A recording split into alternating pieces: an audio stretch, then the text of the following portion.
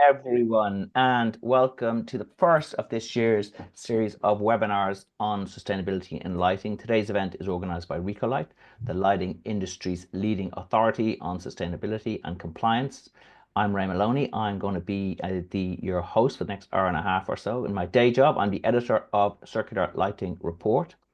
Now, today's webinar is entitled Lifecycle Assessments for Lighting Products, but we'll also be diving into EPDs, Environmental Product Declarations, and looking at other environmental metrics. So you should come away from this with a full understanding of all these various documents. Now, we have a stellar lineup of speakers, as is usual. So today's panel is we have Max Robson, who's the Environmental Metrics and Training Manager at Recolight, and he's going to dive into what is an EPD, what is an LCA, why you should have them, what use they are, etc., and why there's increasing demand in the industry for them. Next, we have Martin McGrenaghan, who is Business Development Consultant at One Click LCA. Now, One Click LCA is one of the biggest providers of LCAs in Europe, and Martin is going to talk about specifically what they offer, what their platform does, and how they can help you to get up and running with your environmental metrics. And we've also got John Bullock, who is wearing a lighting designer's hat. He's going to talk about the perspective from a designer and how it impacts them and what role they can play in making all this happen. And we'll also be joined by Nigel Harvey, the CEO of Recolight, and we'll open it up to a panel discussion at the top of the hour. We'll also take all your questions, comments. So please engage and challenge our speakers. They're here to share their knowledge and their insights with you. First, a little bit of housekeeping. We are going to record today. It will be posted in due course on the recolight.co.uk page, also on YouTube. When you've registered, you will get all the slides. You don't have to make copious notes. The slides will be sent to you later on this afternoon via MailChimp. So keep an eye out for that. Check your spam folder and all that type of thing. Now, just one thing I ask from you guys is to these two boxes in the chat box, put things like, oh, my sound, any issues, technical issues, or anything about the webinar itself. Whereas in the Q&A box, that's the one that myself and the panelists will be looking at. So pop your questions, and we welcome comments, observations as well. So just pop them in there, and then we can use them to dive into deeper into the whole issue. As I said, this is just one of 4 webinars this year. We've got 3 more dates for your diary. We are looking at BS 8887, which is the code of practice, a standard for remanufacturing, and that has just been approved and formalized, etc. And so on the 6th of February, we're going to dive into that with people like Kevin Stubbs, who was on the committee, etc. And we're going to really get to grips with that. On the 17th of March, we're looking at the new waste regs, and they impact nearly all lighting companies. So if you're a member of a scheme or you're not a member of a scheme, it's still that's something that I think there's a lot of new learnings and new things coming down the track. So I recommend that to you. And finally, on the 15th of May, we'll be looking about how you design luminaires in a sustainable way. And Simon Fisher is going to join us on that, which is great. So that's the 15th of May. And to register, go to recolight.co.uk, just the website, and follow the links. I was going to say next month, it's not next month. On the 29th of April, we're very excited to bring you the second outing of our Net Zero Lighting Conference 2050. This is specifically aimed at manufacturers and looking at processes and looking about how you can make your operations more sustainably, and looking at specifically, scope 1, 2, and 3, your emissions and how you can deal with those. And we've got 3 great deep dive case studies. We've got Thorn Lighting, who are doing some amazing things up in Spennymoor, and we're going to really look at what they have achieved in the last few years. And we've also got a couple of case studies from outside the industry, which I think is great because we get this outside perspective. So we're going to have Beco Appliances, and makers of fridges and appliances and tumble dryers and all the rest of it. And we've also got Triton Showers, who are doing some very interesting things, and I think there's a lot we can learn from those guys. 19th of March, we are having a workshop. Max Robson is hosting a workshop in London on LCAs and EPDs. You can bring your luminaires along. You can really get in deep on this. There's places still remaining. To register to book, go to the Recolight website again and just follow the links. And a little plug for the circular lighting report. We're doing great numbers on this. We're doing about 30,000 views a month. Lots of stories, best practice, case studies, what other companies are doing, and in sustainable products. So all sorts of good stuff in there. Video interviews. I interviewed Emer Gillespie of Spark and Bell yesterday, and her video is going to be up there. So lots of good stuff. So recolight.co.uk, and then just click on news. And finally, our big event, Circular Lighting Live 2025. Save the date. It's on the 25th of September. We're moving to the bigger venue this year, the Minster Building in London. We've also got a host of new features, new formats, new tracks. We've got a new track on innovations in sustainability. We have got we're folding in the Build Back Better Awards will be held on the day. We've got a bigger expanded exhibition, so you'll be able to see lots of new products and lots of new innovations there. So we're really excited about that. Get in your diary, 25th of September 2025. Okay, over to the business of hand, and I'm going to pass over to Max to kick us off and tell us all about LCAs and EPDs. Thanks, Ray. Right, let me just share my screen.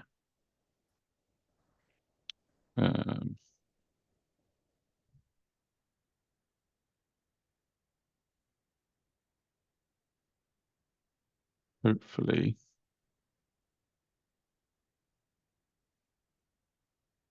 Hopefully you can see that. Okay. Okay. Thank you, Ray. Welcome everyone to this webinar from Recolight. My name is Max. I'm the Environmental Metrics and Training Manager at Recolight, and I spearhead the Recolight LCA service, which I'm going to talk a little bit more about later on in my talk.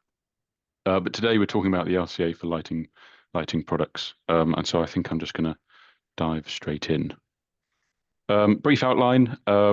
I'm just going to briefly talk about the impact of the built environment and the contribution that lighting makes to those impacts and the burdens associated. Kind of highlighting the importance of us requiring an understanding of the impacts that we're having on the built environment and the wider environment. Then go on to talk about life cycle assessment, which is a really good tool or methodology that can be used to measure those impacts. I'll talk about environmental product declarations because they're really a standardized and well accepted way to communicate those metrics. And I'm going to highlight generally all the way through my talk why these metrics matter and why you should be engaging with them. So to start off with, I'm just going to go into some statistics. Let me just get my pointer. There we go. So the built environment sector is one of the largest contributors to climate change, and according to this UN report from 2023, the sector is actually responsible for more than a third, so 37% of global energy-related carbon emissions. In addition to that, it's reported that around half of all extracted materials ultimately go on to be used in the built environment. And so obviously these are really quite large numbers, and so it kind of stands to reason that the construction sector is subject to environmentally driven regulation. In its simplest form, this kind of regulation is the requirement for new buildings to be analysed using life cycle assessment. Life cycle assessment I'll explain in a second. But of course, if you need a life cycle assessment for a building, this has a trickle down effect onto the products incorporated in that building. And so you need to have credible metrics for those products. And this is becoming more and more important. And it's the manufacturers that are responsible for providing these. Now, when we talk about lighting, the best information I can find on the impacts of lighting was that it's responsible for 15% of global electricity consumption. And while that is a very large amount, a significant amount, it's not necessarily the whole picture.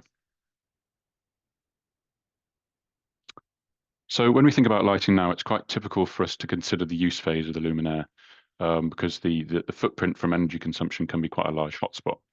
So we're talking about that kind of this orange section here, the use phase of its life cycle.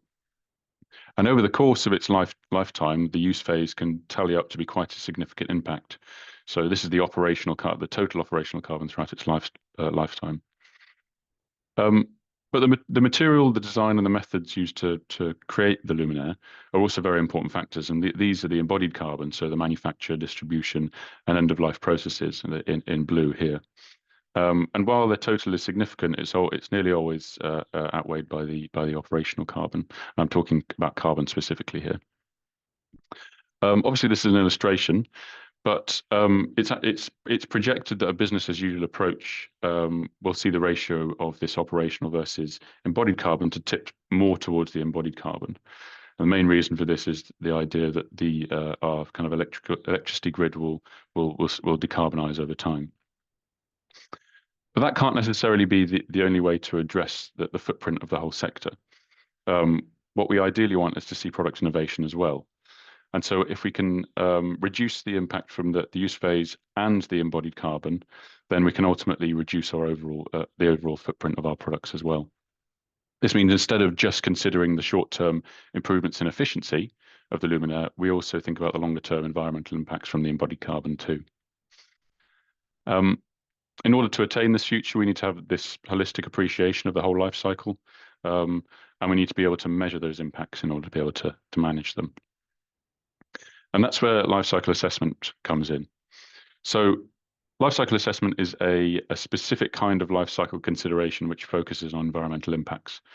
And I kind of defined it here as a method used to quantify multiple environmental impacts through the life cycle stages of a building, product, or system. Obviously, today we're talking about luminaires and kind of product specific. This means that it's not necessarily just about the manufacturing phase that we're considering from a manufacturer's perspective, or just the use phase, but we're thinking about the material extraction and the end of life processes as well, and getting a real proper holistic understanding. So it's not just the whole life cycle that we're thinking about, and it's not just the carbon we're thinking about. It's multiple different impact categories. We focus a lot on climate change and carbon, but LCA has the power to measure all sorts of impacts.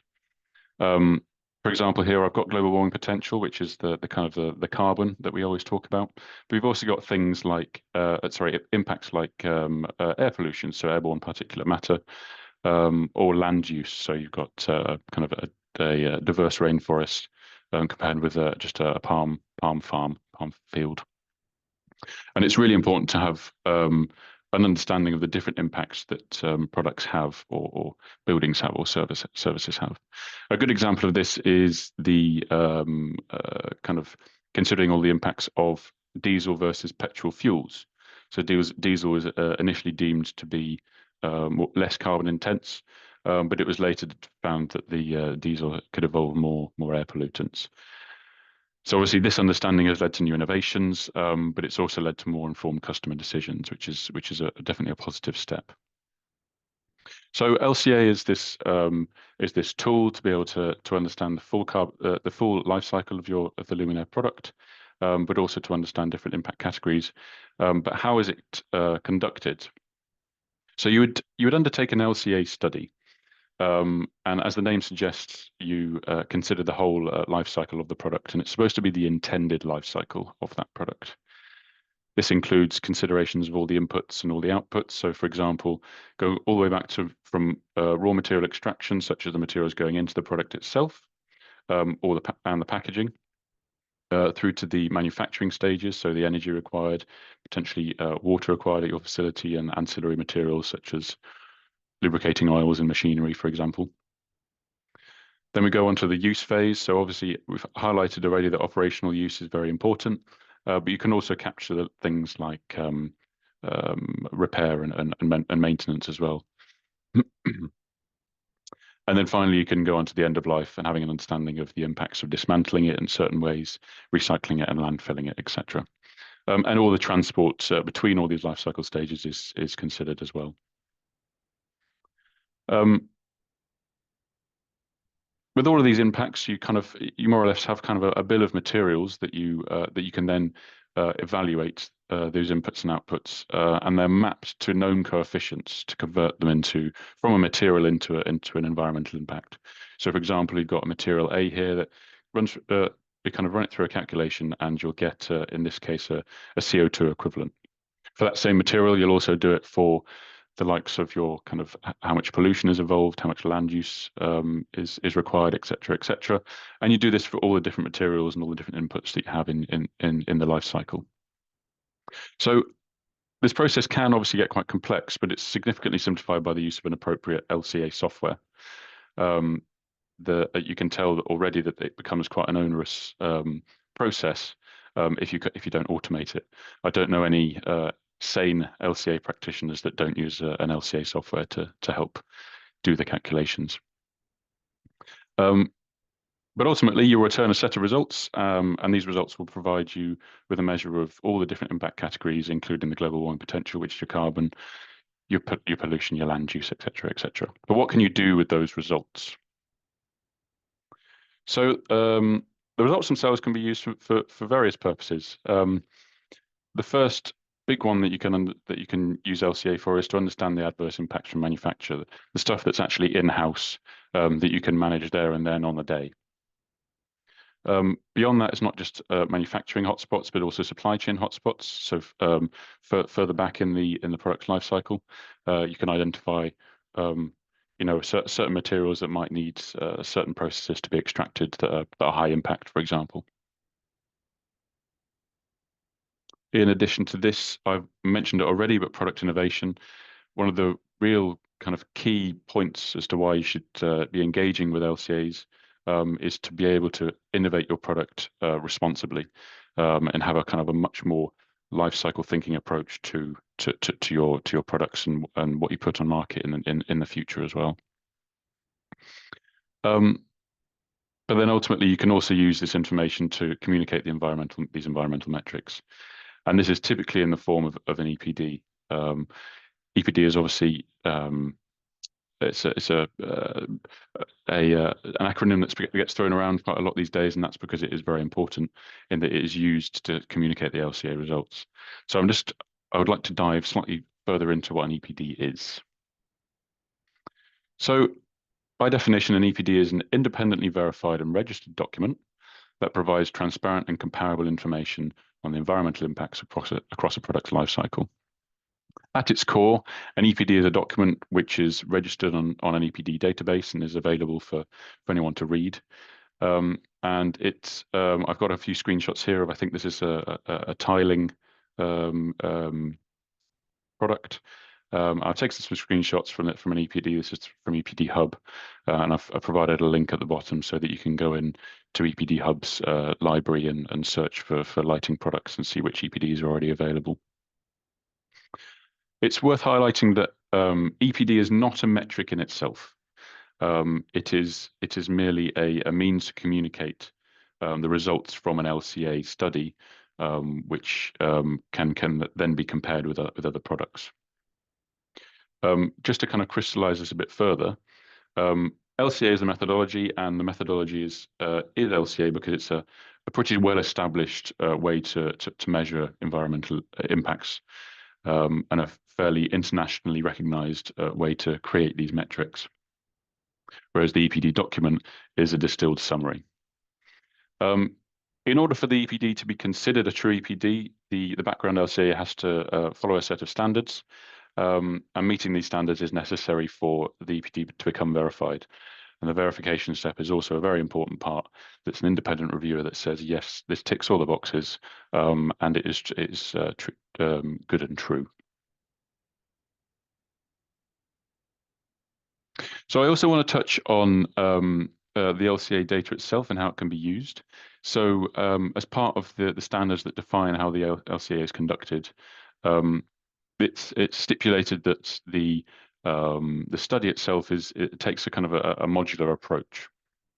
So this allows the results to be interpreted appropriately. So you might be familiar with this from TM65 paperwork, but you essentially have the start of the product's life cycle. So A1 up here, which is material extraction, all the way down to C4 disposal and all the life cycle stages in between.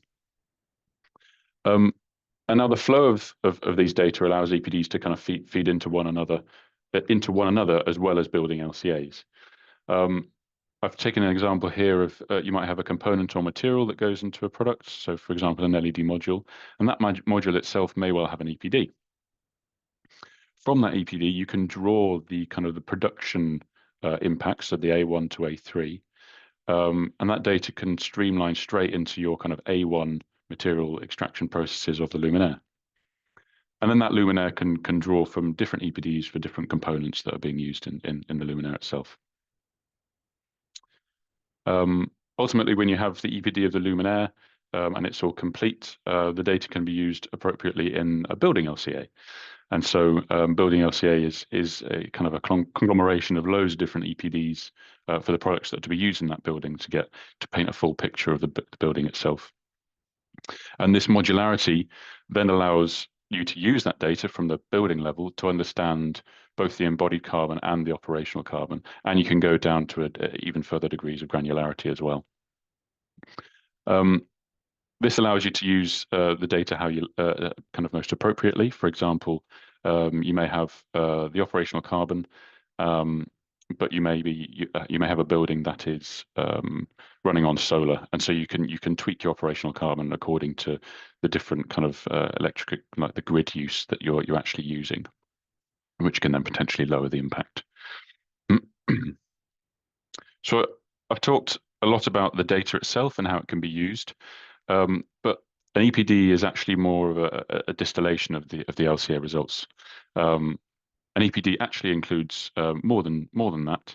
It'll have a general information on the product itself, so the manufacturer, the product spec, reference standards, and those sorts of information.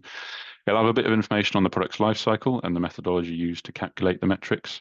So it will explain details like where certain components were sourced from, where the transport was, etc., etc. And then ultimately, it'll have the environmental impact data reported, typically in a table format, much like this. And so you've got your different impact categories down the side here, and your different life cycle stages, A1, A2, A3, going along the top, and you have the impacts, the measured impacts at each of those stages. And then finally, and somewhat most importantly, you'll have the verification statement. So an independent reviewer will ensure that it's viable and it can be registered as an EPD.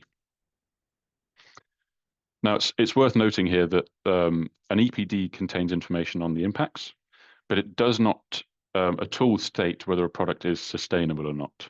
The word sustainable is obviously quite broad and nondescript, and so it doesn't make any sort of claims. It merely reports data and information, and it's designed specifically so that you can draw comparison between products and use them in building LCAs. So then what is the process of generating an EPD? So I've already talked at length about how you conduct the LCA and the process of taking a bill of materials and running through the calculations. So you conduct the LCA first of all, and then you distill those results into the EPD and you give all the general information that I've just talked about. Once you have the EPD report and the background LCA is then sent off to a verifier, who will ensure that it fits the standards and will give it a stamp of approval so that it can then go on to be published by a program operator. This process is multi-step and it can be done kind of manually between each step, but it can also be vastly simplified using the right software. Recolight partnered with One Click LCA because they have kind of a software that enables you to pretty much capture all of these steps. And Martin will highlight those in a moment. But I kind of want to go back into the kind of the whys, the who cares. So EPDs are important, as I've already tried to kind of iterate. But I just thought I'd throw some more statistics at you. A survey by the University of Bath's Institute of Sustainability from EPD end users.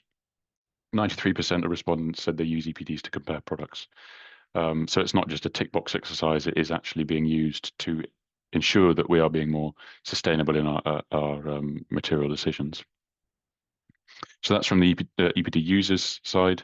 You've also got the manufacturer side, so a survey by Eco Platform asked about the main drivers for producing EPDs for manufacturers, and over 70% of the respondents said it's 4 main reasons, and that's obtaining verified data, preempting regulation, getting specified, and supporting green claims. EPD can do these because it's just a well accepted way to meet all of those requirements. This is also reflected in the growth in numbers of EPDs. So this is just in Europe over the past few years. I think I've taken this data from just construction products, and you can see there hasn't been updated for January, but you can see there's a clear trend. I also want to highlight kind of why EPD from kind of other directions. I've highlighted, I kind of talked a lot about life cycle thinking and how you can use this to inform responsible innovation, which is why EPDs, why manufacturers should be engaging with EPDs to gain an understanding of their products. But understanding this is more about it's about being environmentally conscious, but it can also help you gain a competitive advantage. EPDs, once they're published, kind of increase the visibility of your products because those LCA practitioners that are conducting LCAs of buildings can find those EPDs. In addition to this, many regions and countries are implementing regulations that now require LCAs, and therefore, from building LCAs, you need your EPDs. A good example of this is the London Plan, whereby any kind of proposed development that lands on the Mayor of London's desk must have an LCA and a carbon reduction plan. Additionally, you've got the likes of the Carbon Border Adjustment Mechanism. This is an EPD can really help you understand your supply chain, which is very good for being transparent in the whole process of declaring your footprint of your materials. In addition to this, consumers and businesses just generally are becoming more environmentally conscious. And so EPDs provide a great way to communicate and compare product metrics. For example, you've got specifiers that may be looking for BREEAM certification, and EPDs are an excellent way to gain more credits in this process. So given the importance of all these metrics and all the data and the processes involved, I'm very kind of pleased to make you aware of Recolight's LCA service. This is a service that has 2 main aspects. The firstly is to provide training. So we do this with training workshops, as Ray's already mentioned. We've got one on the 19th of March, which is a date for your diary. And these workshops provide a kind of a roundtable environment where we can go through regulations, standards, the data requirements, more about the process itself, and go through some case studies as well. In addition to this, Recolight are very keen to provide EPD support to help you along what we like to call the EPD journey. And so this is to provide guidance throughout the EPD process. In doing so, we recommend and provide access to the One Click LCA platform. And with this, we provide kind of onboarding and software training and ongoing support throughout. And so, yeah, please get in contact with Recolight if this is either of these kind of services might potentially be useful to you and your businesses. I kind of finished on the One Click LCA side of things, which I think leads really nicely into Martin's talk. So I'll thank you all for listening. As I say, the contact there for Recolight's LCA service. But otherwise, I will pass over to Martin from One Click LCA. Thank you very much. Thanks, Max, much appreciated. Yeah, if you just stop sharing the screen. Are you sharing, or if you stop? I should have stopped. Yeah, that's okay. It was asking me to ask you to stop. Thanks for that. Can you see my screen okay now? Yeah. Yeah, it's fine. Perfect. Yeah. Perfect. Okay. Hello, everyone, and thank you for joining today. My name is Martin McGrenaghan, and I am a business developer for UK and Ireland, specialising within the EPD and product LCA solutions of One Click LCA. So for those who are not are new to One Click LCA, One Click LCA is a world-leading sustainability software for construction and manufacturing. We've over 20 years experience. We support 3 core areas within building LCAs, infrastructure LCA tools, and since 2015, we've been providing product LCA and EPD tools. We're available in over 170 countries worldwide now. Our HQ is based in Helsinki with over 200 in-house direct employees. We hold the largest construction and manufacturing LCA database globally, made up of EPDs, TM65s, manufacturer data, our own verified data points, generic data, which includes plugins from the likes of EcoInvent and various other industry databases.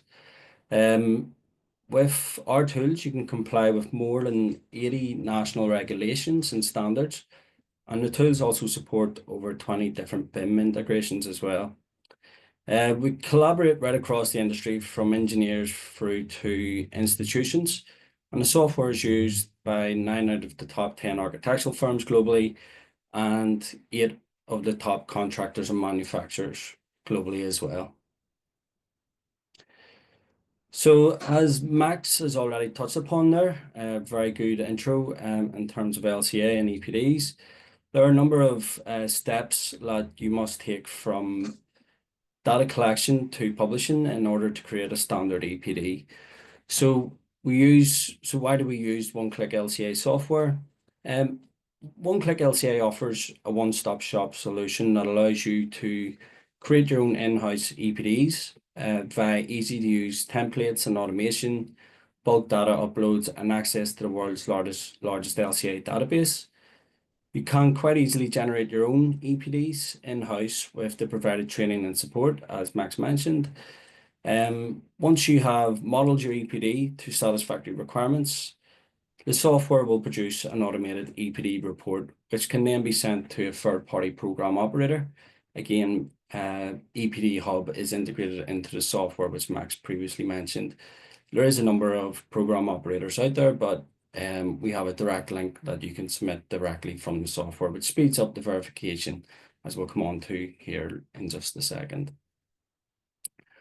Over the years, we've worked with many of the world's leading luminaire manufacturers, which has led us to develop an industry-specific luminaire tool to help you generate industry-specific EPDs, helping you to reduce both time and costs. So I'll take a closer look at the key features and benefits around this. So when we say luminaire EPD generator, what we're referring to is actually end-to-end verified. And what that actually means is that the program operator, EPD Hub in this case, the tool has been completely verified. So all the possible cases the user can do has been verified, meaning the user can only change a limited part of the tool and the rest is automated. So that way the user and the verification process is much more streamlined. When we talk about end-to-end verified tools, it is usually product specific. It is automated and optimized in such a way that there is very less work for the user, which we will see. Since it is already verified by EPD Hub, it leads to quite a number of key features and benefits, which we'll come on to in just a bit as well. There's also consistency in quality and transparency, and there's no longer a problem of whether a particular user or particular manufacturer is following a certain end-of-life stage to model end-of-life stage for their products.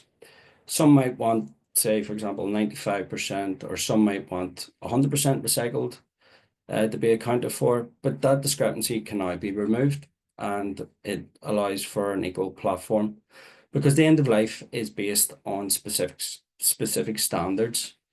That way we can avoid any chance of errors, and it'll all be comparable as all EPDs that come out of the generator will be compliant with EN 15804 and ISO 14025. ISO 14025 being the formal standard for EPD third-party verification. All this means less time, lower costs, and to what is traditionally a complex and costly exercise. So let's dive into the key features now. So the tool is specifically for live fixtures, and there's a bunch of data that comes along with that that's available for the users to use. So it's also restricted in such a way that not any and all data can be used. It is luminaire specific, and any private data must be verified by the program operator so that they can understand why you have this data point and why it feeds into your model and your EPD or your LCA, which comes in handy to optimize a model more accurately as well. There is also the option to use the example luminaire template that One Click LCA provide, which can act as an example to understand the key features of the tool itself, but also how you can model the data for your own product. The new feature, which is now included in the verified is to include verified manufacturing site data for all data at factory level for ancillaries and packaging and energy usage, etc. The software will then change this declared unit from the manufacturing level data down to a product level when being used for all products that are manufactured from that site. There's also integrated EPD publishing. So as the tool is verified by EPD Hub, this ensures that you can produce a large number of EPDs in a much shorter time. How this works is that the first 3 EPDs will be manually verified. After this, as the tool and all the data will be verified, there is less work and changes for the program operator to monitor. All subsequent EPDs are automatically verified and published. However, they do build in some spot checks, which usually is between 10 to 20%. So for every EPD is automatically published, usually one will be manually verified. With regards to training and support, there is specific training, as Max mentioned, for the industry to help users succeed. And as said before, the software meets the required EPD EM 158804 and ISO 14025 standards for producing and verifying EPDs. It's just a quick reference there from one of existing clients, Whitecroft. I think some of you might be familiar with Whitecroft within the industry.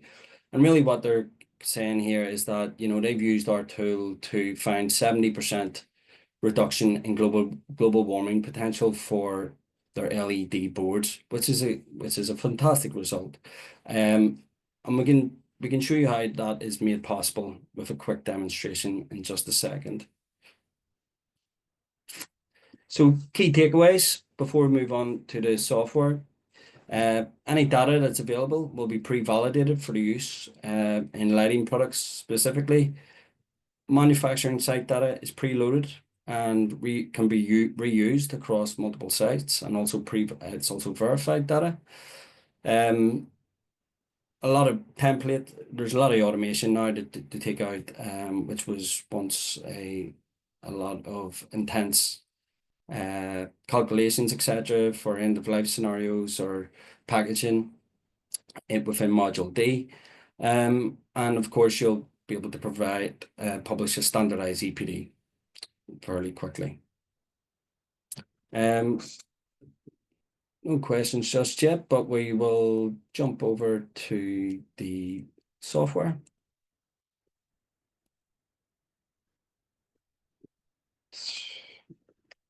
Okay, so the software is fully cloud-based. I'm currently in the project stage. So what I've done here is simply created a number of products quite easily. You can see I'm using the luminaire EPD generator tool. You've got a unit here of kg CO2 equivalent, which measures the GWP of the A1 to A3 of the LCA that we've created. To create a design, you can quite simply click Add Design, give it a name, define your scope. And then you will receive, once you give it a name, you'll have something that looks a bit like this. If you call it Light 1, for example. If I click on the drop down, we can see the results here. We've got some results. But if I click a drop down, we can see the modules associated with completing the LCA and producing the EPD from manufacturer site through to end of life. and then the EPD generation stage. We can also see where we can import some data using bulk imports from Excel or connect to some design software, or you can copy from an existing template for the luminaire industry that I mentioned. You can also choose various different tools here, available calculation tools. And of course, you can quite easily, if you create one design, you can copy that. And you can see how I create a copy of Light 1. And for eco design purposes or R&D, I might want to go into, say, my material stage and maybe change up some processes in manufacturing to see what sort of contrast that makes between product 1 and product B.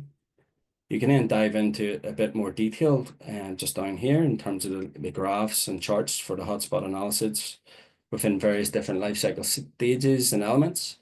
And you can choose the classification and the impact categories that you want to home in on as well. And all of this data can be extracted at any stage. Moving on, if we dive into the LCA and the modules, so we follow the template structure. It's giving you a simple guide here along the top to go through the life cycle analysis. You can see quite clearly here, the first stage is to input your manufacturer information, all fairly basic stuff, and your site information. If we move over to product specification, we can see that you can input your product details, a reference for your product. You can also offer a product description, obviously, with regards to the specification and the product itself. And obviously, there's the classification. One of the key functions that we've added into the luminaire tool is the ability to break it down into its own characteristics specific to the luminaire industry. So you can include obviously the voltage, the temperatures, the resistance, the luminous flux. You can see here we've accounted for 8,000 luminous flux for this specific model. Any additional characteristics that you might want to mention in terms of if it's floor mounted or ceiling mounted, etc., you can account for. And also the breakdown of the raw material composition. So typically we would normally have just 4 categories here, but we have added in electronic parts. It is one of the key, within luminaires, it is one of the key impact categories. After operational energy would be the electronic components. So we can account for, rather than breaking it down to every fine detail, you can now allow for a percentage of that declared unit. Also, any bio-based materials can be accounted for if you're innovating and creating sustainable friendly, environmentally friendly products. You can account for them here if they include biogenic material. And any further chemicals can be accounted here just in the reach section as well. In terms of the materials and manufacturing stage, we can see here the first tab is to include your declared unit. So one unit would reference one luminaire. So we're not going to measure luminaires on kgs, but really it's defined as one unit, which gives it a functional comparison against others, and it can be expanded as well. Will then include the mass of your declared unit. So in this case, it's 5.5 kgs for one unit, and the mass of the packaging, which helps to calculate your end of life scenarios and transportation further on down, as it's all fully automated. The functional unit is quite important, which gives you you can see here we've accounted for a standard of 1,000 lumens. Although the product is 8,000 lumens, there may be other products out there, or other program operators would be working to a similar standard, as other products might have 8,000 lumens, 12,000 lumens, etc. And that's based over a lifetime period of 35,000 hours. You can also include a service reference life, probably more applicable to the commercial side. And in terms of the materials, this is where I suppose the bulk of your data would be collected in terms of your raw materials. You can see here we've got some core industry or typical components included as part of the luminaire template, which I previously loaded. So you've got injection molding, you've got some processes, you've got raw materials, and you can edit the volumes here. You can add your own comments. So it's quite important to add your own comments just so you can understand how you've collected that data. You can also explore the data point at any stage by clicking on the data card, and that'll open up the background information, the data point description, the standards that data point has been produced to. So in this case, it's an eco-invent data point. So it's a generic data point, but the standards it's been produced to is EN 15804. You can also explore technical characteristics, environmental profile if applicable, etc. And also, to break it down further, you can always use the filter tabs up here. So what you'll see here is search engines within each module, usually, which opens up our database. Now, to break it down, it is a large database. We have only included luminaire specific data for the industry. As you can see, there's hundreds of matches there, which you can open up from plastics to electronics and metals. Again, you can click and compare data points, and you can use these filter tabs at the top here to save the country of origin, the type of data or characteristics and standards that you're looking for. And then just moving over across the materials section, we also have room here to include your transportation. So in this case, it's being transferred by freight lorry, so you can choose your mode of transport, the region, and put in your distance in terms of kilometers. You've got leg 1 and leg 2. Also, you have a classification here in terms of the material, which is quite important to allow for when it comes to analyzing your data and using the filters that we've seen in the hotspot analysis and charts. You can also account for any recycled material within that component, and end-of-life scenarios. Previously, end-of-life scenarios again was another time-intensive and quite a lot of calculations required to produce. But because it's all done in accordance with EN standards, we have now preloaded some end-of-life scenarios which align to the industry and the standards required. Moving on, the manufacturing site data is, so you can see here in terms of any energy that's being used, any wastage, electricity, diesel burned, you can account for. And this can all be preloaded. Okay, so as mentioned previously, this is already verified. So if I wanted to upload my site data, I can import my site data and load from this tab here. It will open up your preloaded manufacturing site information. So you can have a number of sites. You can see here that it's grayed out. I can't edit it because it's already been verified by EPD Hub. So once I import that into my assessment, that then goes from a factory level down to a declared unit level in terms of the calculations. For transportation and construction, so you have your transportation to site, which is usually based on an average of sales data over 12 months. So if you're exporting, say, all around Europe, you'd maybe take into account the average distance that your transportation would travel. We also have the installation into a building. Normally it's rated 0 if it's hand fitted, or if there is any special tools or cranes required for larger components, you can of course include that as well. And moving on just to the use stage, so you have operational energy with the key area within luminaires. So in this case we have, it's within B6, you would account your energy. So it's, in this case, 2,500 kilowatts have been used over its lifetime. And there's a bit of a scenario usually included within the comments. If I can open that. Yeah, so based on average sales volume data, 50,000 hours at 50 watts equals 2,500 kilowatt hours. And once you're happy, you'll notice, obviously, you'll either have a red X or a green tick if you have missed any data within the life cycle stages on each tab. You can then move on to the EPD generation, where you can import your own visuals, branding, product images, and also you can upload any appendices. So you might want to upload perhaps scaling tables to back up some of your information, or perhaps if you want to scale your EPD into different variations. And you can then select the standards that you want the software to work to as well. And normally it would be third-party verified, but you have a number of different EPD options here as well. We can then move on to our results. And what the software does, it takes all of the information and the preloaded scenarios and verified site data with all the verified information to generate some results.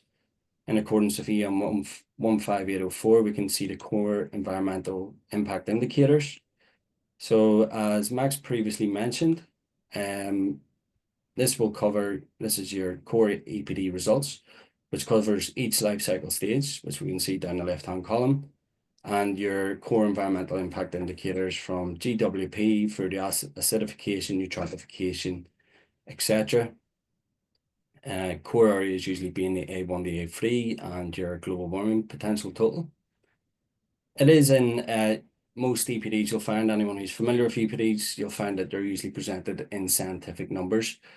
This can be changed to decimal places using some of the settings up here, more actions if preferred, but generally the decimal places are so high, this is the best method of presentation.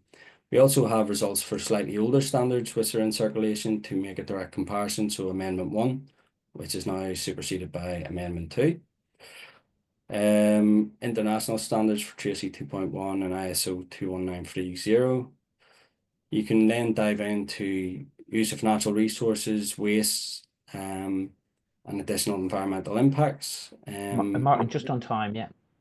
Yeah, okay. And just wrapping up here now. So yeah, we have some results there and indicators for the likes of PEP Eco Passport as well.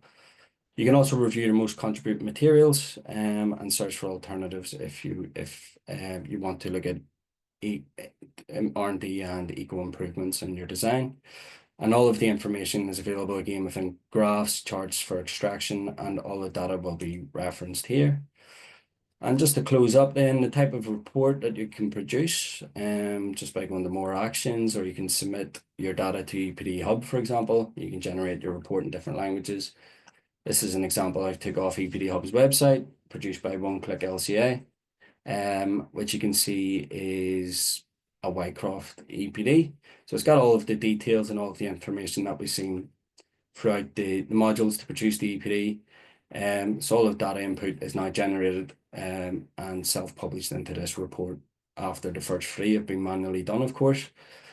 So you can see all of environmental impacts and the core results that we just seen, and you'll also have a verification statement and a nice stamp and signature from EPD Hub to sign it off. You also have some scaling tables and scaling factors as well to help compare with the likes of PEP Eco Passport, who have the slightly different PCRs, but they can all be compared accurately. So yeah, that's it. Apologies if I've ran over. Over to John. Thank you. Thanks, Martin, and thanks to Max. Right, it's like I've been sitting here, it's like being at a project meeting, and we just about managed to get the lighting designer sort of shoehorned in at the end. Right, here we are, very quick. I want to put a slightly different spin on this, if nobody minds, because I think Max in his introduction sort of set the scene about why LCAs are important today. They are going to carry on being important. They're not going to disappear. I'm more interested in being able to weaponize the LCA in those project meetings, because as the lighting designer, and I think we have to be clear here, that lighting designers are a very small minority of the number of people who are doing lighting specifications. So there are people like me. There are electrical engineers doing this. There will be even interior designers doing this, and of course many contractors.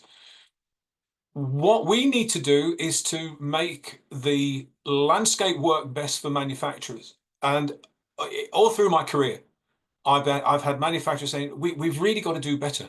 We have really got to do better. And when we have opened that conversation, it is all about winning a spec and losing the job. because we know about value engineering. And up to now, why does that happen? I think it happens mainly because designers are lazy and because manufacturers haven't seen the necessity to do the hard miles, which I think now becomes necessary. Now, when I say that I am lazy, my lighting schedule for a project per product might be 4 or 5 lines, 10 lines, plus a manufacturer's data sheet.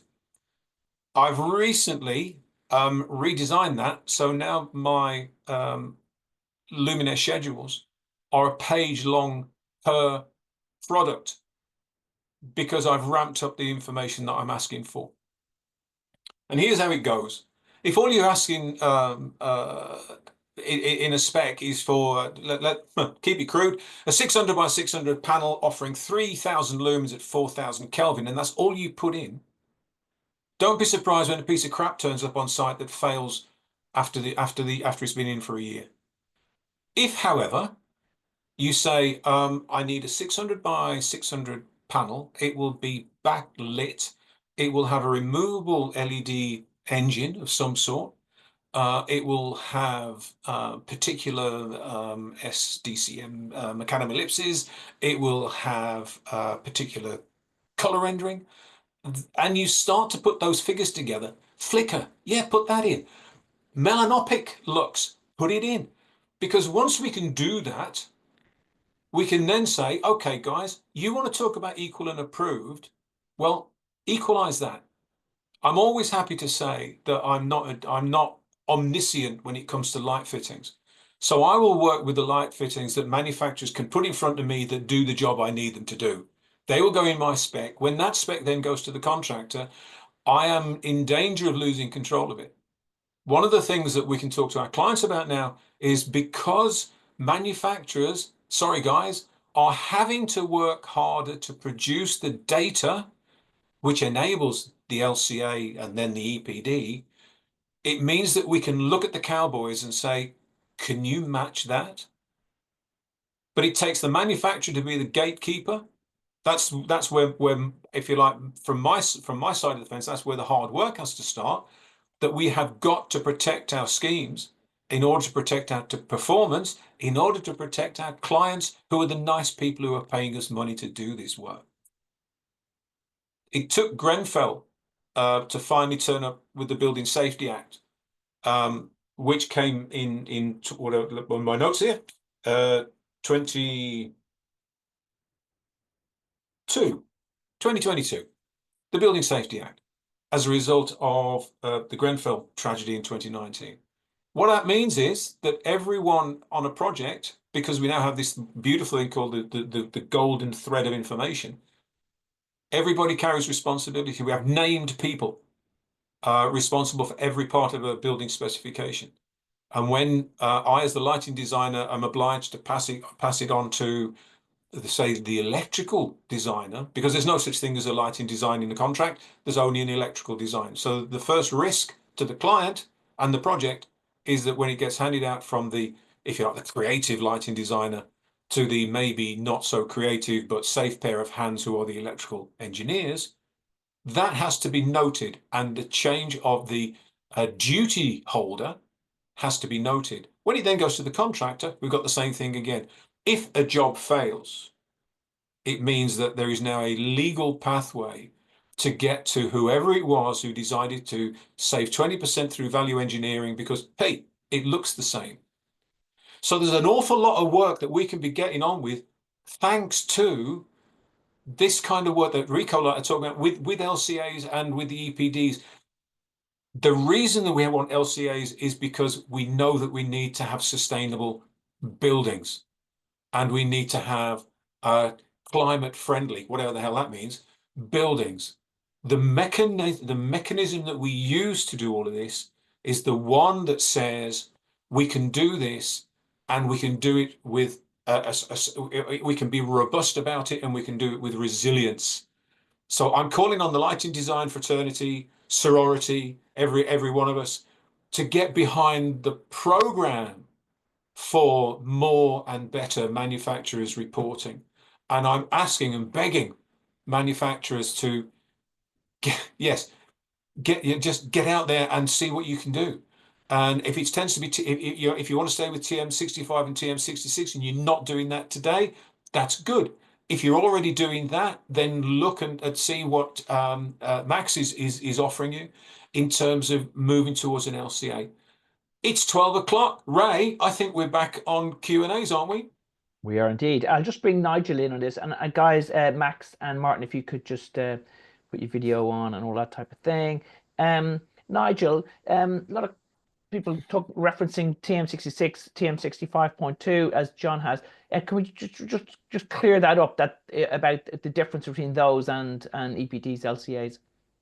Sure. I mean, I'm a huge fan of TM65 and 66. I think they've done an amazing job, and real hats off to Bob Bohannon and Christina Allison and the team of people at the SLL that developed those specifications. And they've no doubt moved the needle in the lighting industry and have resulted in better and more sustainable products being developed. But obviously, they're very largely UK-based specifications. They're not internationally recognised, and they're not plumbed into the building LCA scenario that Max and Martin were describing. And so they're a really good way of getting a toe in the water in terms of developing your environmental metrics, but actually in the long term, there seems very little doubt that LCAs and EPDs are here to stay. And with a UK government that's for whom alignment with the European Union's requirements is no longer a dirty word, it seems very likely that we will get EPDs being called up by UK legislation not long from now. Okay, good stuff. We got loads of questions, guys. So I'm going to set you a challenge that we're going to try and get through as many as we can in the next half hour. So so be brief, and let's see what we can do. Okay, so the first one is from Hans Lashevsky. I hope I pronounced your name correctly, Hans. Lighting EPDs are not only issued by EPD Hub, also, for example, by PEP. Is there somewhere a global host that collects all EPDs for lighting products? Max or Martin, I think. Oh, I can actually jump in here as well. The short answer is no. There are quite a lot of program operators. There's quite a few that would be captured by Eco Platform.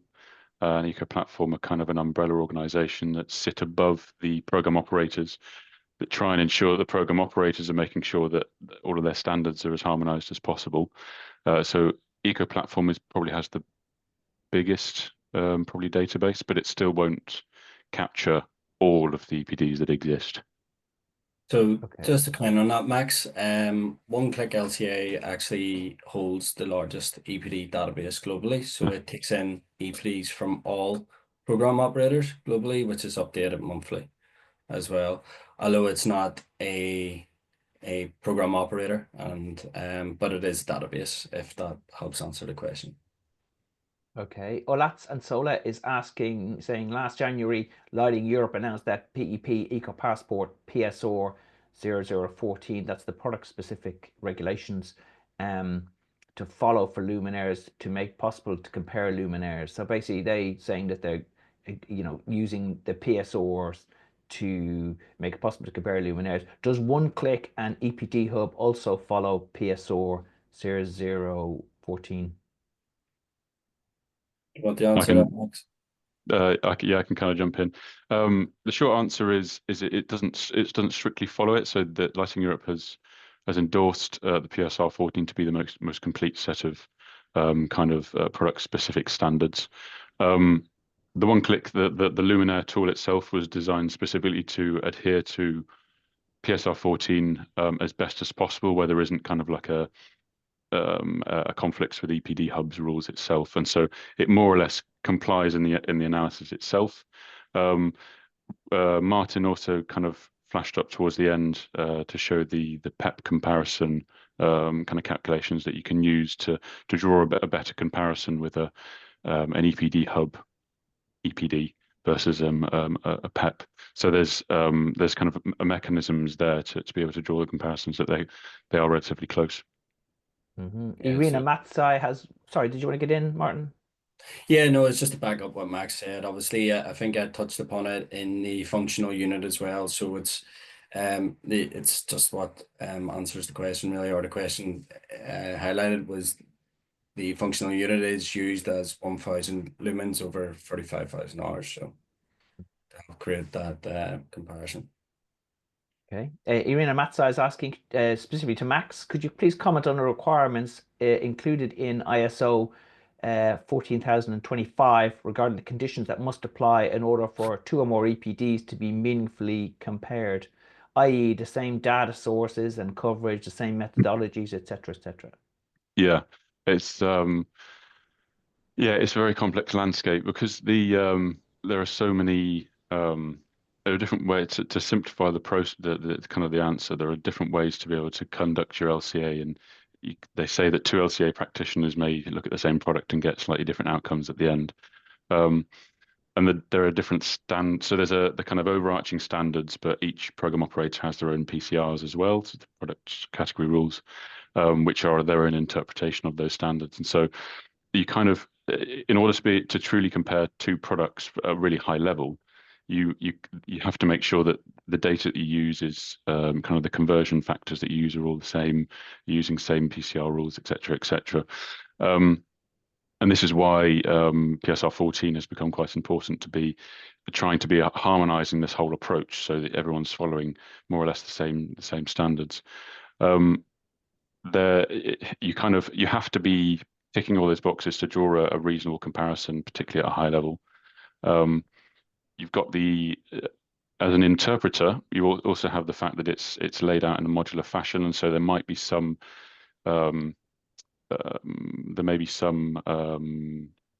stages of the product life cycle that aren't analyzed for whatever reason in one EPD, but they are for another.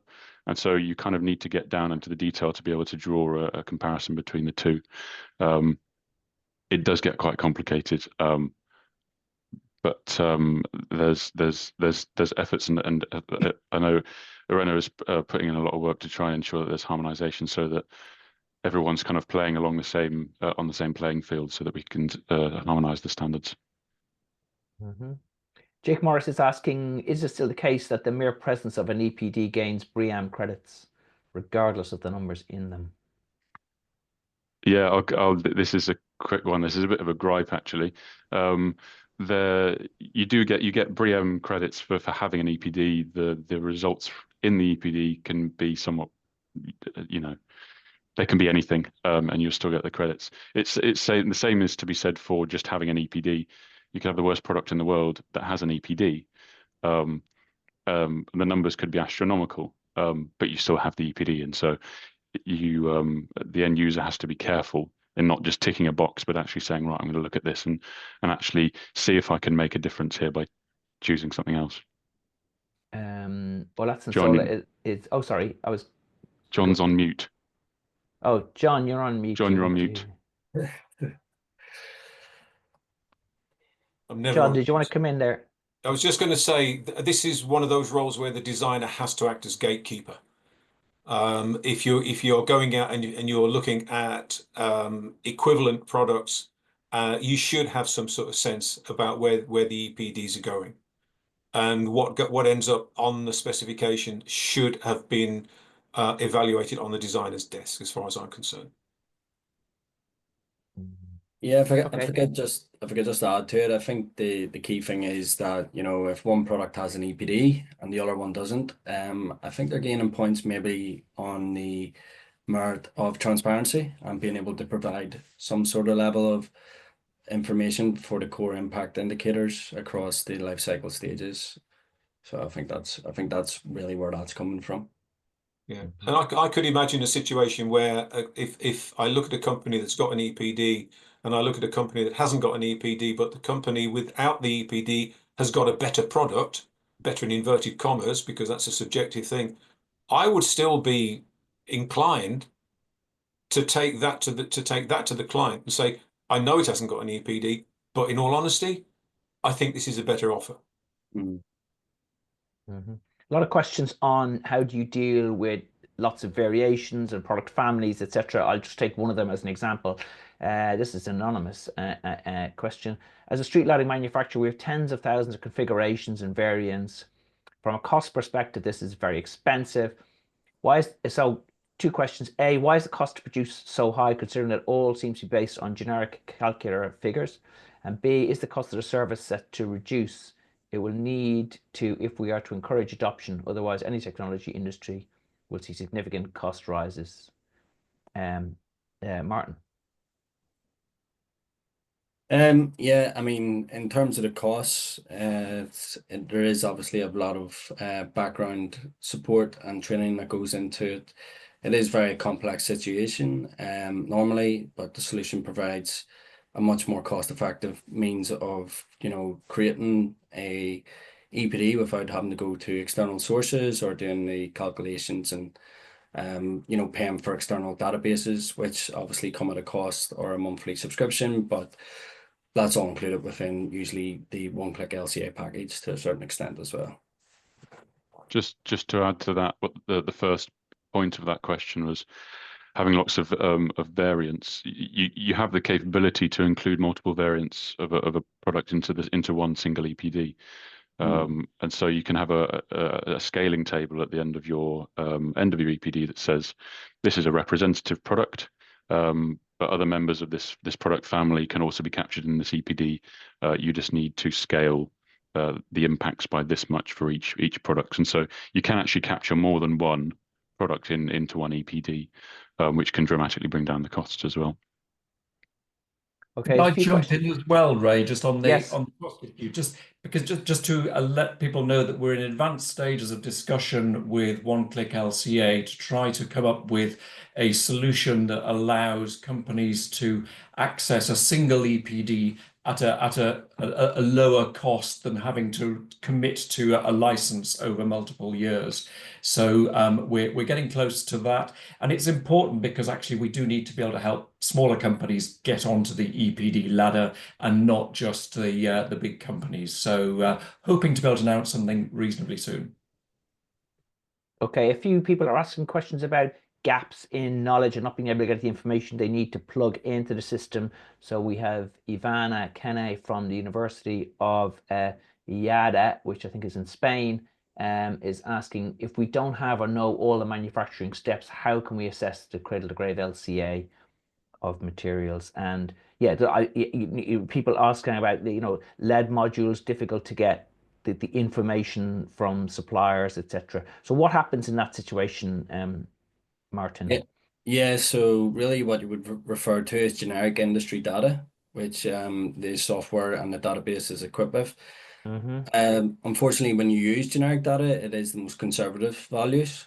So it's always preferred if you can get raw first-hand data from your suppliers. When you will have a standard data collection form with any One Click LCA subscription, and that can help you, generate the information that you need from your suppliers in terms of what is required to then be easily bulk loaded into the software and mapped together with the data points that we have available. To add to that as well, from an LCA practitioner's perspective, quite a lot of your time is taken up by the data collection, and if the data is not available, an LCA practitioner would typically try and source information that would allow them to make reasonable assumptions to inform the actual decision making when producing the model. So you do have the generic data, and you can then you want to try and inform the decisions as to how you use that generic data and how you're going to produce and model that process if you don't know it like firsthand.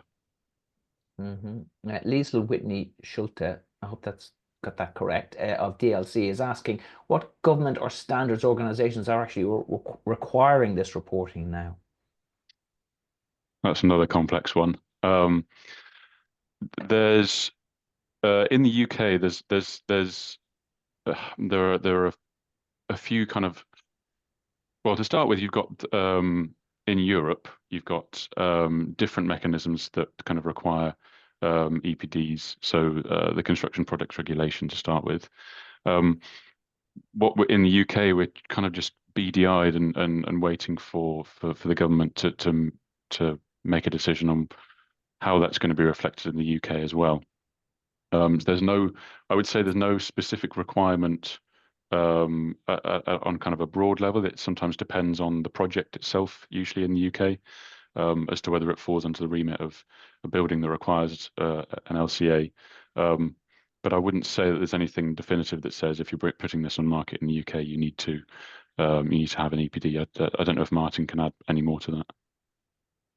No, it was fairly good response in terms of there is the London plan, which I suppose is a legislative requirement in around London, which kind of creates a ripple effect usually out to suppliers and manufacturers for building LCAs above a certain size or value. And then obviously we have the likes of CBAM that you mentioned, which is coming into force, or already began coming into force for certain sectors. But of course, that an EPD will tick a box and help with that adjustment. However, materials passports and carbon footprinting is also fairly similar.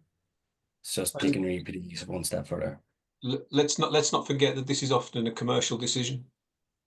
So it's not a legislative issue. It's a developer decision, if you like. And in all of that, we are tiny. We are a tiny percentage of a very, very big building contract. Quick one for you, Martin. Can the tool also produce carbon footprint compliant to ISO 14067? There's a range of different standards. 1467. Right, let me see. I'm not familiar with that one, I gotta confess. I'm not, standards. Yeah, we need to double check that we cover quite a number of industries and standards. I don't know that one off by hand, but what was it again? 14067? Yeah. I think we're gonna have to take some of these questions offline, try and answer them and send that out. So if you guys could spend some time on that, and then Suzanne can circulate them around, because there's no way we're going to get through them all at the moment. Just to say, Kevin Stubbs has rightly pointed out that our webinar on BS 8887 is not on the 6th of February next week. It's actually on the 6th of March. So you've got more time to work on your slides.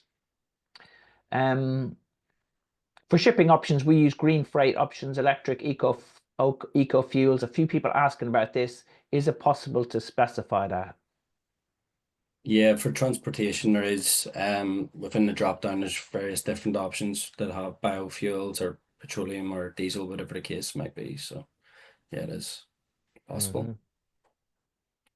Jake Morris is saying, with all these people looking at EPDs, are they meaningfully comparing them all? Is there enough knowledge out there to know what people are looking at? We're producing all this data, but it's a good question, and it's sometimes hard to know. From the EPD user's perspective, I mean, I'm not necessarily familiar with what each individual person is doing with their EPDs and how they're using them.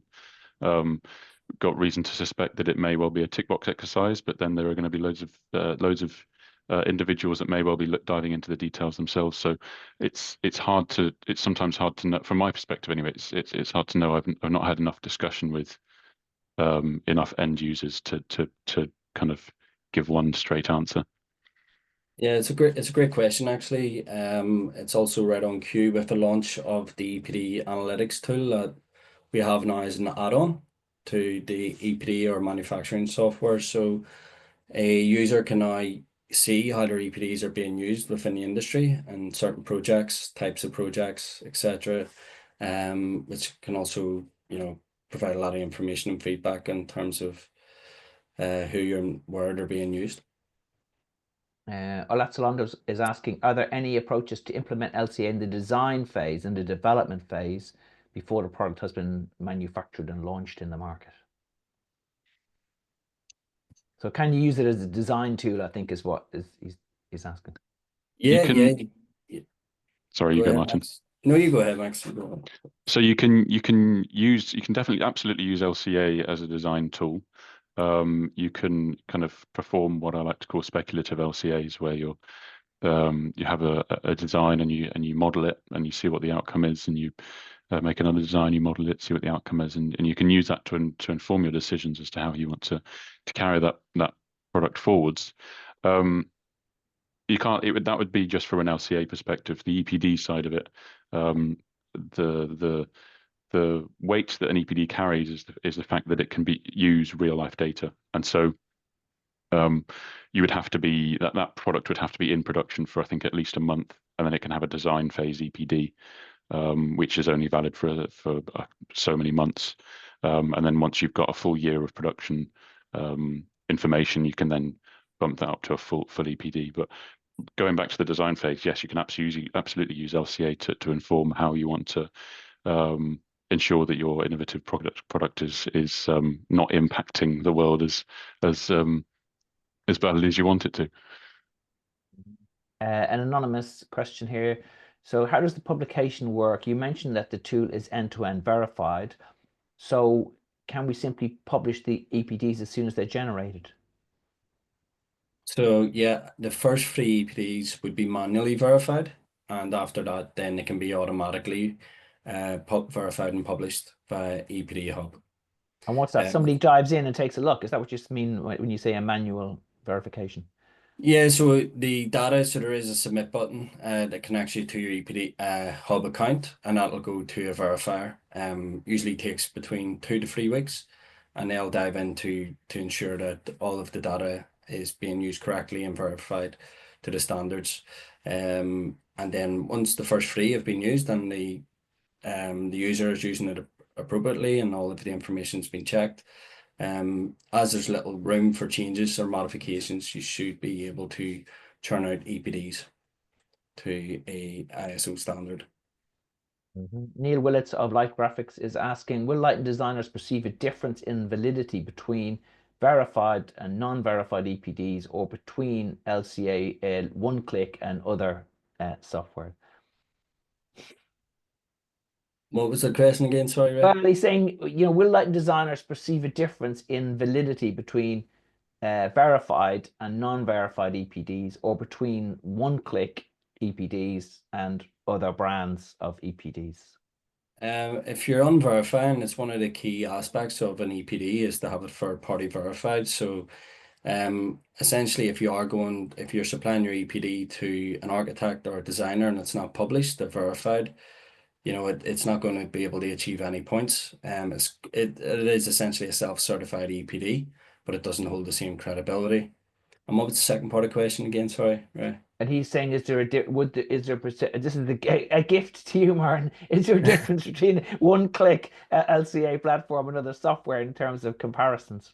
If you could be objective on that one. Yeah, I mean, that's very much open. I mean, there is obviously quite a large number of different providers. We do hold the largest construction LCA or the largest LCA database globally. That's made up of EPDs, TM65s, generic data.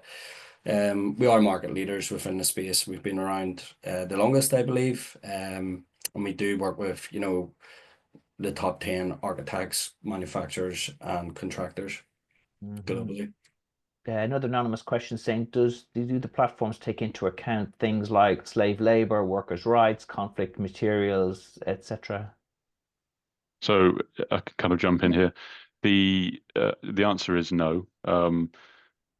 This is the LCA is purely an environmental metric side perspective. Life cycle thinking obviously is to try and capture all sorts, so not just the environmental impact, but also social impact, economic impact, and life cycle thinking is absolutely what you want to encourage manufacturers to be considering.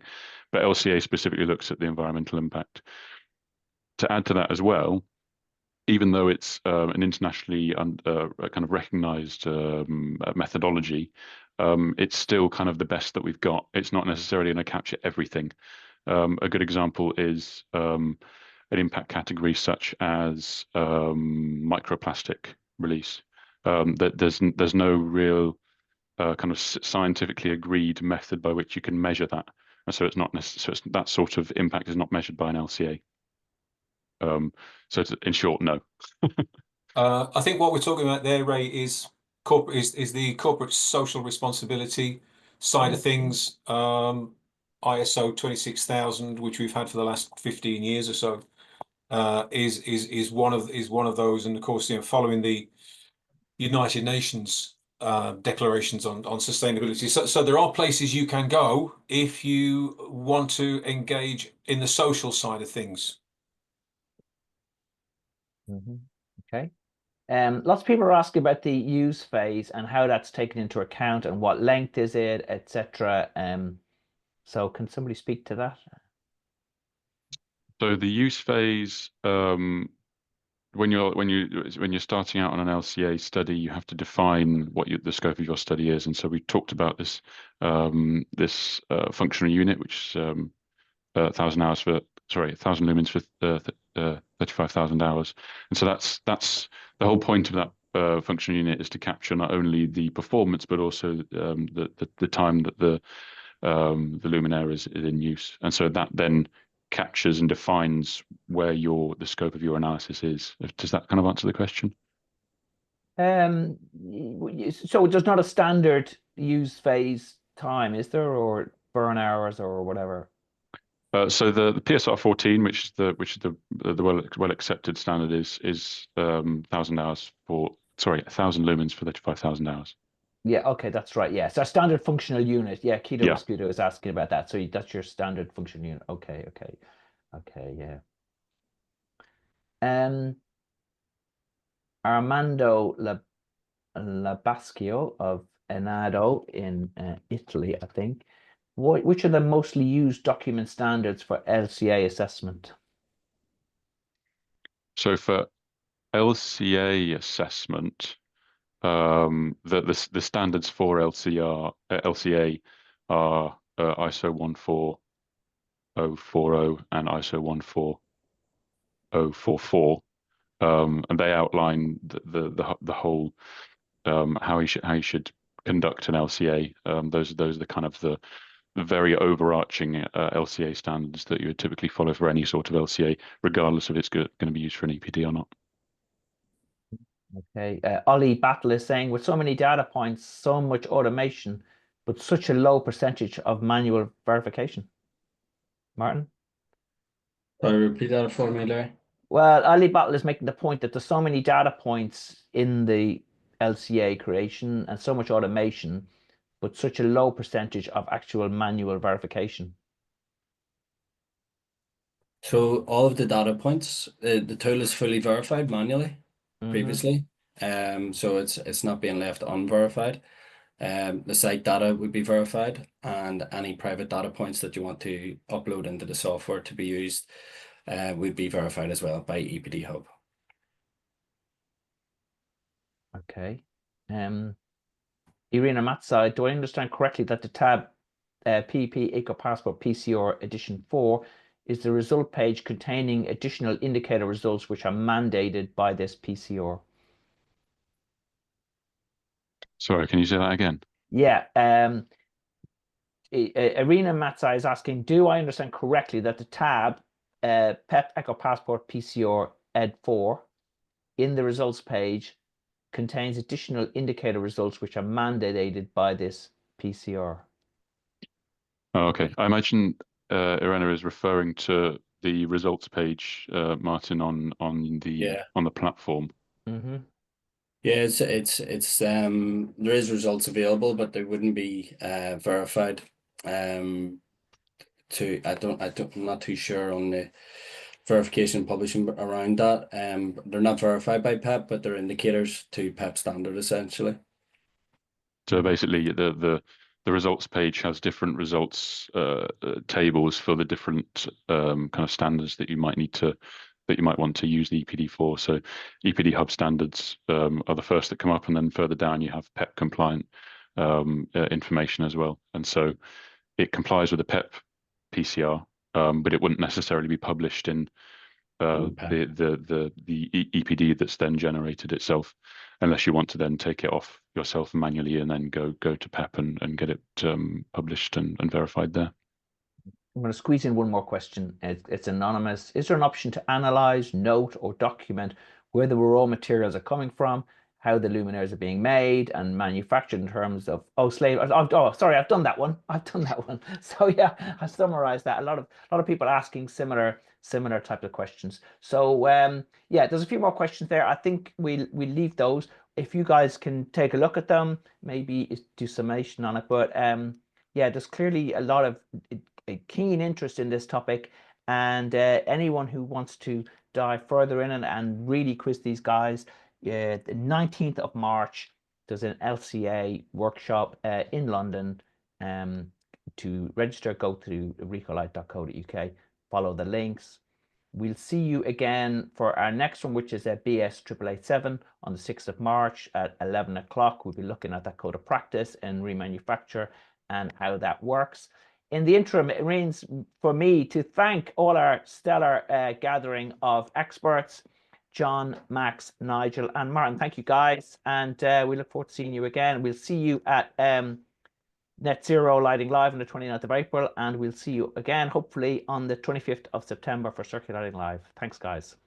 And thank you very much, Ray, for Thanks, Ray. hosting this so eloquently. Thank you.